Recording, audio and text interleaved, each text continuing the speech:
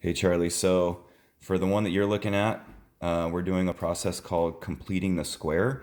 I don't think we've worked on this process, so this one may be a little tough until we get more time to work on this. But the idea is we're trying to create a perfect square. So here's what we started with.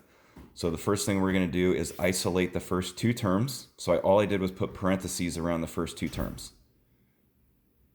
From there, and what makes this problem tougher than normal is that negative in front, because if we're going to complete the square, we have to get this out of the way. So what I did was I factored out the negative from those first two terms. So here's what that looks like.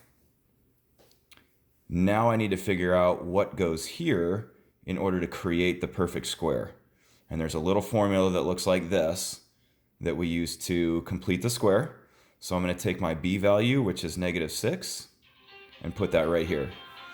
So -6 divided by 2 is -3, and -3 squared is 9.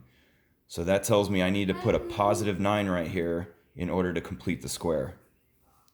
Here's the one thing you can't forget to do though. We have to keep this equation balanced. So if I'm going to put something into this, I also have to take it back out over here. So this negative belongs to everything in parentheses right now. So what we really just put into this equation was a -9.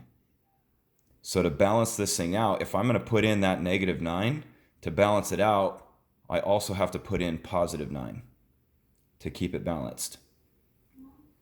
And then from there, I'm just simplifying. So I'm going to take this and put it in factored form. I'm going to combine like terms right here to get that -1. And then this is what it should look like for vertex form. Hopefully that helps, man.